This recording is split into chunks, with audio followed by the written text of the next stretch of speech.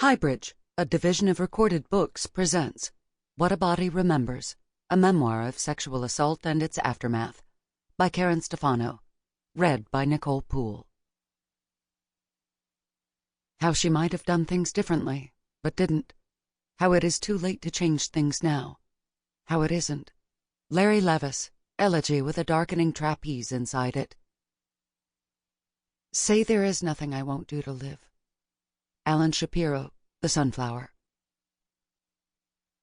Everything in this memoir is 100% true as I remember it. Some names have been altered for privacy, and certain communications with clients have been modified to protect attorney-client confidences. Chapter 1. July 27, 1995, Superior Court, Department 12, San Diego, California. The courtroom holds a palpable edge, even before the judge takes the bench and trial begins. Nerves, expectancy, fear of losing control.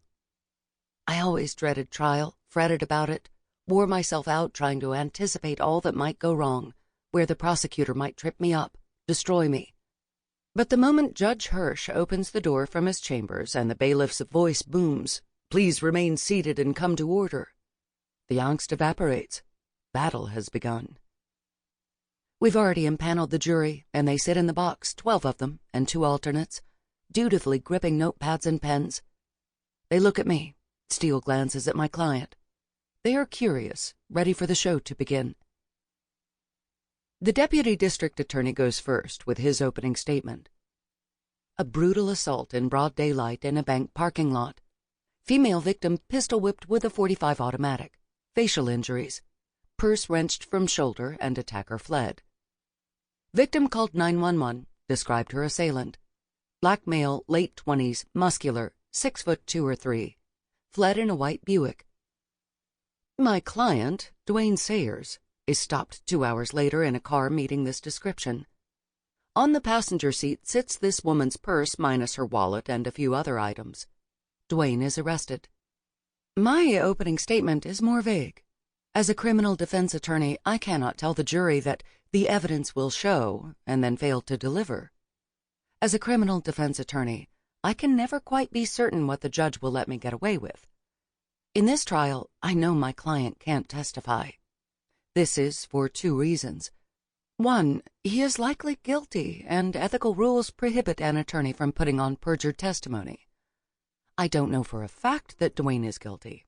I haven't asked. I don't ask that question. I don't care. All I care about is convincing a jury to see reasonable doubt. The other reason Dwayne can't testify is that he has prior convictions for similar crimes.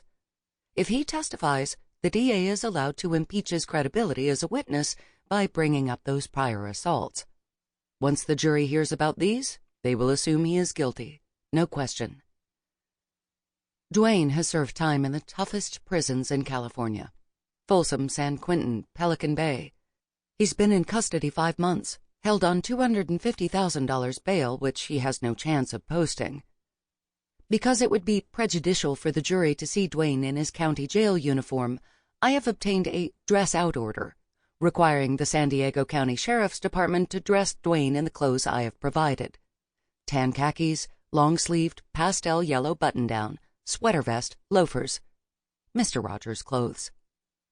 Whenever I have the opportunity, I touch Dwayne's forearm. I lean in close and whisper in his ear. I do this for the benefit of the jury. I want to transmit the message that I am not afraid of this man. I want them to sense my client is harmless. I expected Dwayne to be a difficult client, but he isn't. He understands that of all the people in this world, I'm the only one on his side, the only one fighting for him. He likes me and knows I'm a good lawyer. A lawyer working like hell for him in a difficult case. The night before this woman's assault, a man was robbed in the same neighborhood, at an ATM. The ATM had a camera. 7 photos showed Dwayne holding a gun to the man's head, grabbing cash as the ATM spit it out, and the gun in these photographs is identical to the one described by the woman assaulted in the bank parking lot. I have managed to keep this out of evidence. The jury will never hear about that ATM robbery, will never see those photos, and this has impressed Duane immensely. On the charges of the assault of this woman, I might actually have a shot of winning. And winning matters deeply. Winning is everything, because some place inside me, a place I can't name, a voice screams, a ceaseless screeching, "I dare you to knock this chip off my shoulder, motherfucker." On the second day of trial, the victim testifies. She is blonde and petite like me, in her early 30s like me. She is pretty, earnest, likable, and I imagine her as someone with whom I might sit down on a summer evening, sipping wine, sharing stories of our lives. She describes what happened in the bank parking lot. When asked if the man who assaulted her is in the courtroom today, she points to Duane and shudders. The DA says, "I have no further questions for this witness, Your Honor." Now it's my turn. Adrenaline shoots through my body as I stand for cross-examination. The sensation is pure, primal, and I feel how similar the coursing sense of power is to panic. I smooth the fabric of my skirt, pausing a few seconds for effect, for drama. I don't usually wear pink in a jury trial, but for this one I wear a soft rose suit and white blouse. I have colored my hair a lighter shade of blonde.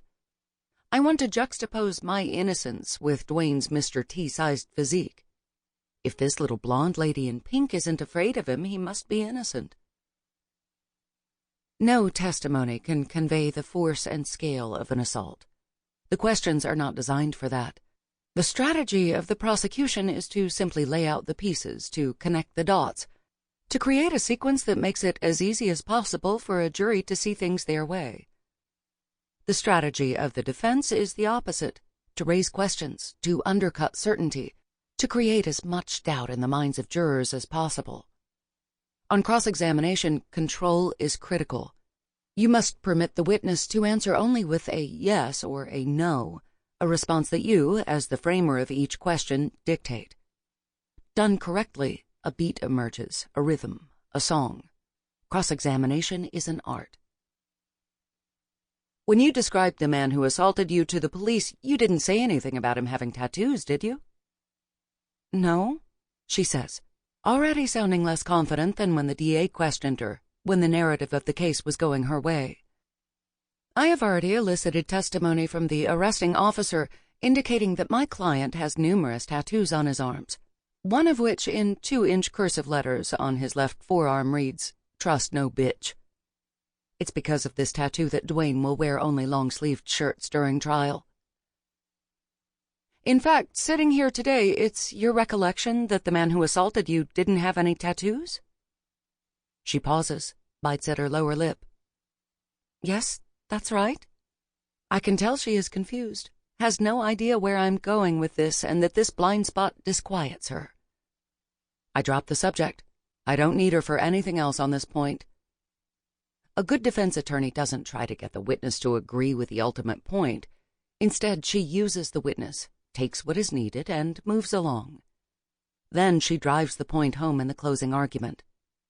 This one I will hit hard. The man who assaulted this victim had no tattoos.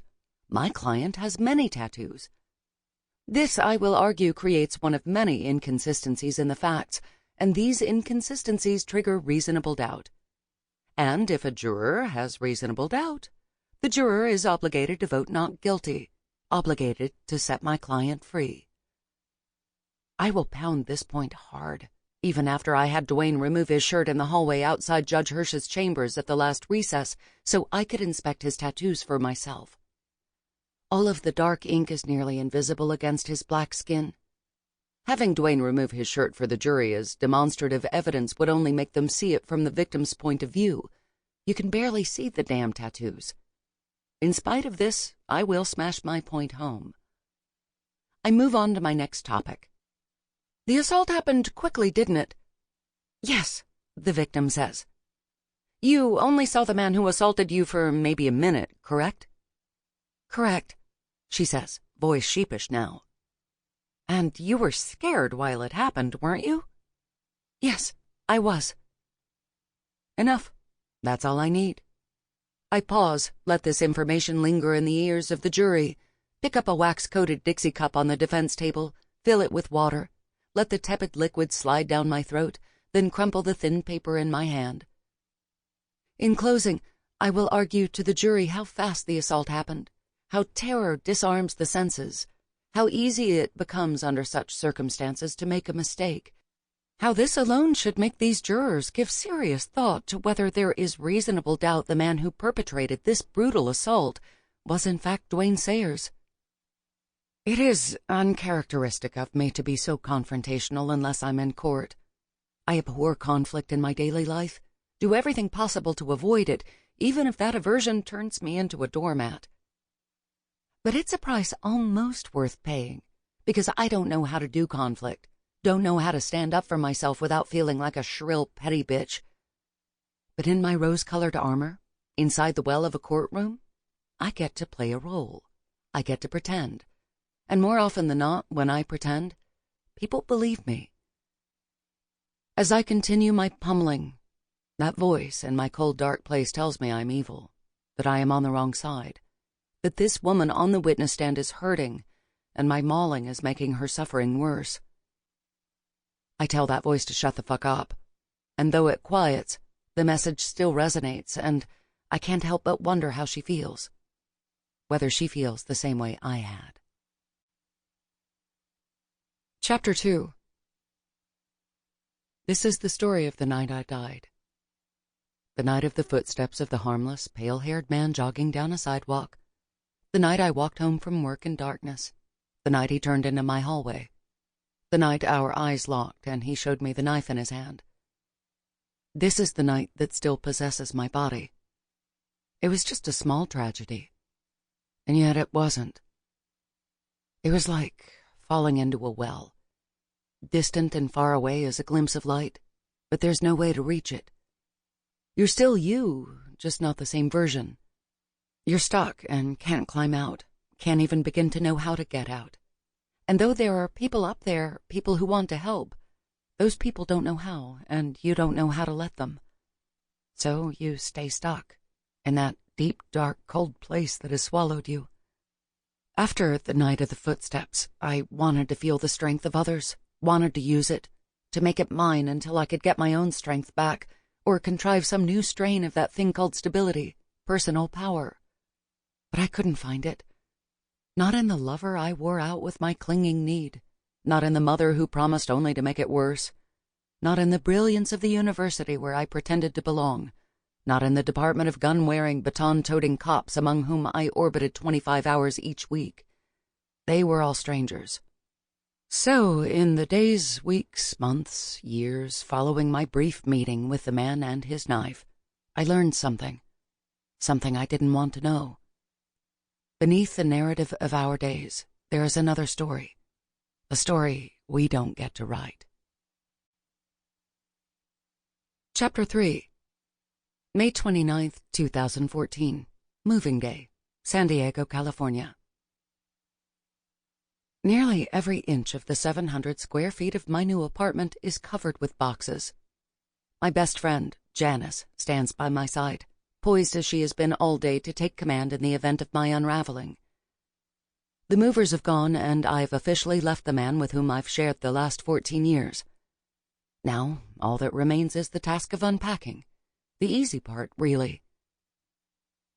In all the angst, I failed to label a single box, so I now have no way of getting to anything I need. Janice lifts a lid to begin unpacking, but it's a box of loose scattered photos, nothing that might prove useful in this moment, like toilet paper. She shuffles through images of my mother as a 7-year-old child, wide-eyed, face tilted up for the camera, standing next to a Dust Bowl, Oklahoma house, wearing the expression of a girl who can never tell what might happen to her next. Janice returns them gently, carefully, then comes across another photo, stops for a long moment, and simply stares.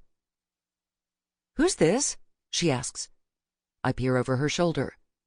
"That's me." "Seriously?" Janice laughs. It's no surprise that my best friend of 20 years doesn't recognize me.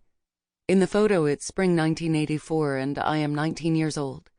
My body is pale and soft, my teeth yellow, hair the color of dishwater. I wear purple Maybelline eyeshadow and haven't yet learned the tricks of lip liner, Haven't yet been told that a woman is supposed to manage her eyebrows. Now, 30 years later, my face is leaner, my cheekbones more prominent, and my hair shimmers light blonde. Even more, my eyes are open now in a way they weren't then. The snapshot shows another version of me, a before shot in a gruesome mental makeover. In the photo, I'm smiling, smug, pointing with pride to the blue and gold shield-shaped patch on the arm of my khaki uniform, University of California Police Department. Pinned to my chest is a silver badge. My uniform is adorned with a black leather utility belt and leather cases that hold my police radio and maglite flashlight, a tool so heavy it could serve as a club. I wear the uniform of a University of California police officer, but I am no cop. Below the shield-shaped patch, a much smaller piece of fabric identifies me for what I really am: aide. You worked in law enforcement? Janice looks at me like she's never seen me before.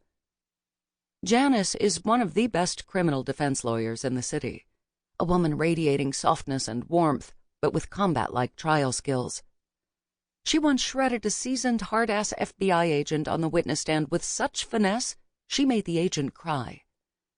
Another attorney witnessed this scene outside the courtroom during a recess, overhearing the agent sniffling to Janice saying, "Why'd you have to be so mean?" I take the photo from her hand and stare at it myself. It was a long time ago, I say. College. I remember posing for this picture. I stood in the Putnam Hall dorm room of Kim Baldonado, my roommate from freshman year, the friend who would be my roommate again the following year, when we abandoned the chaos of UC Berkeley dorms for an off-campus apartment. I had insisted that Kim take a second shot, an action shot of me bursting through the door yelling, "Freeze!" Although my superiors at the University of California Police Department had made it clear that under no circumstances would I be speaking such words. Ever.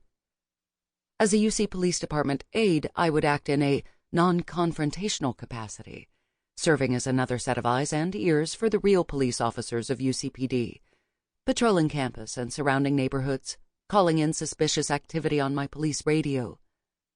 I would be certified in CPR and first aid in order to assist in medical emergencies, and from 6 p.m. to 11:30 p.m., I would be dispatched to serve as a uniformed police escort, walking female students home safely from the library when they called the campus police line at 642 Walk.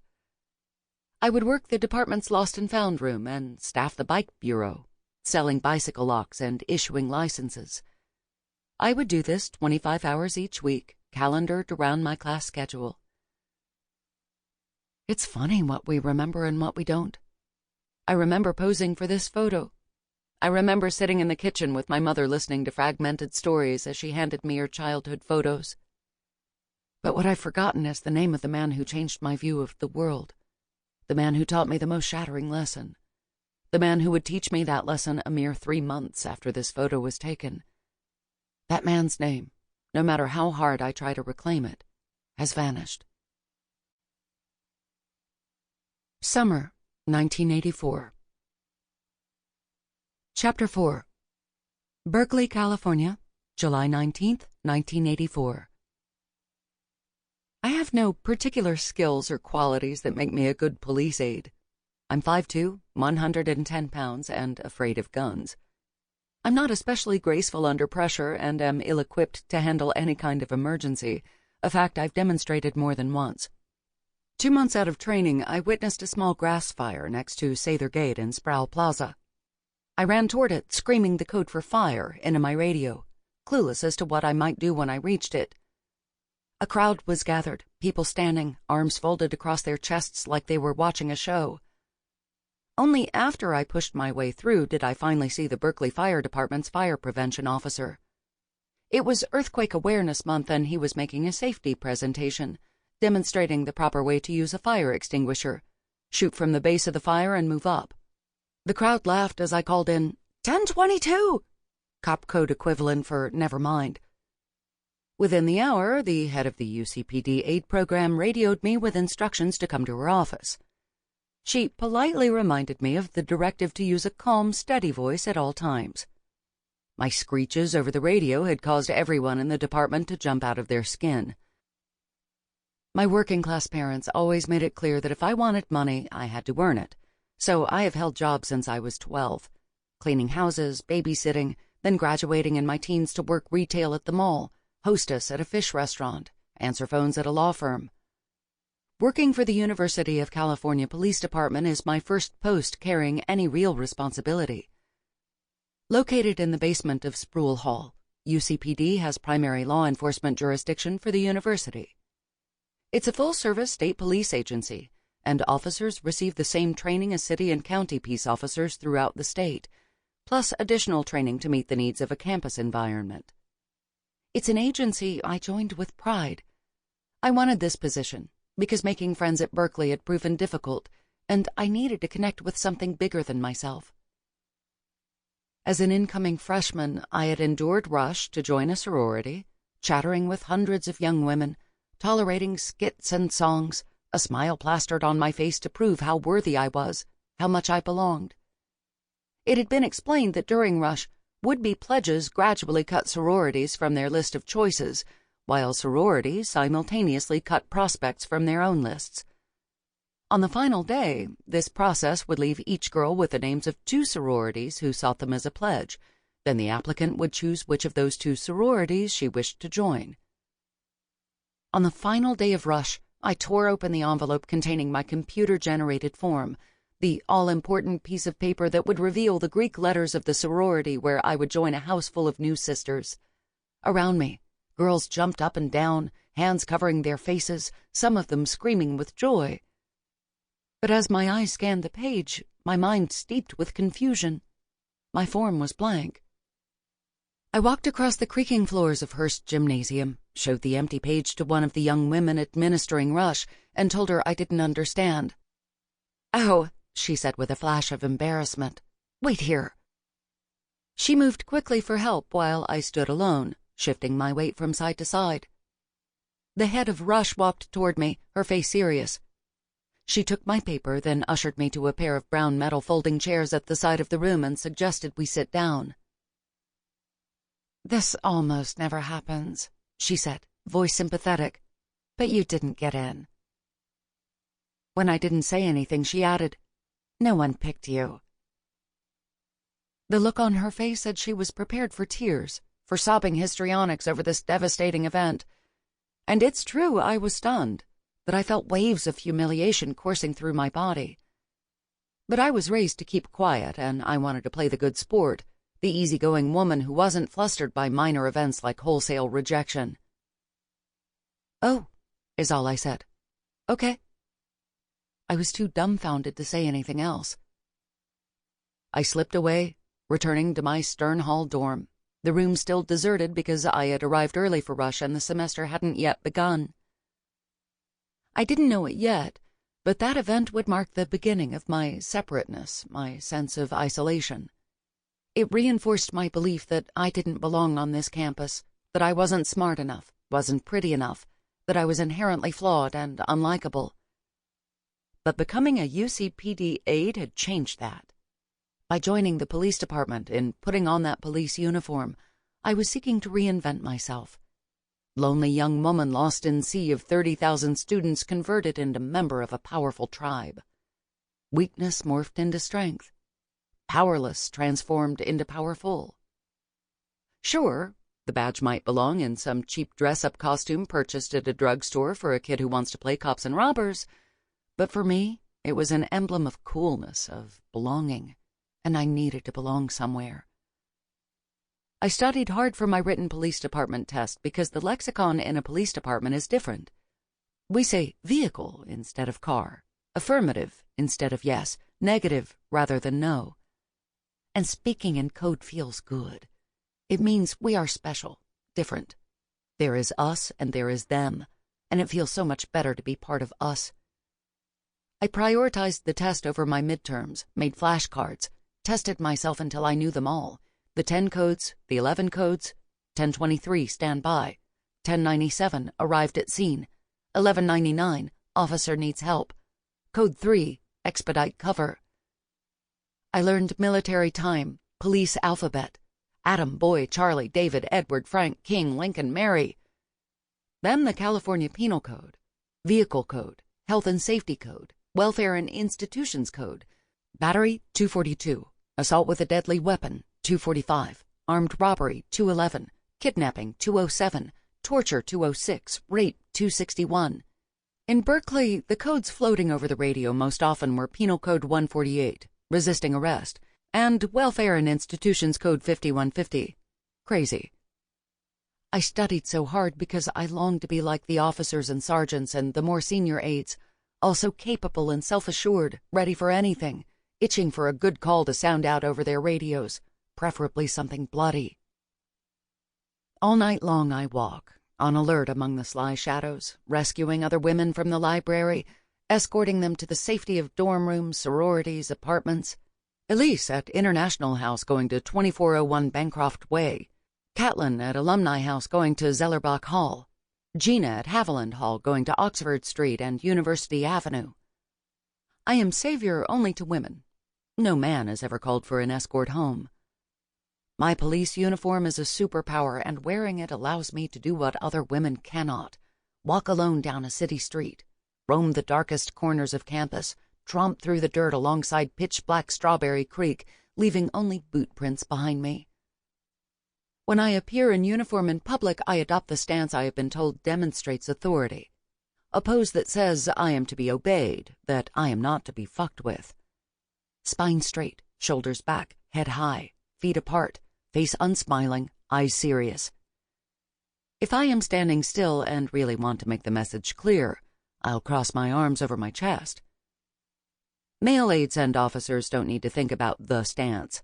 Their bodies naturally transmit a message of authority. Mine does not. I learned that the stance holds impact even when out of the costume of my uniform.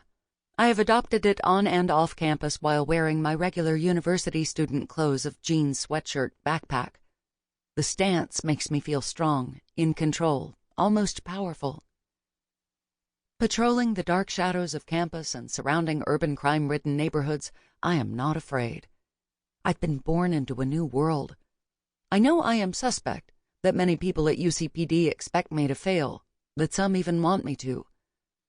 Most of the officers and sergeants remain distant and cool. I am new, and they eye me with suspicion, or worse, they ignore me.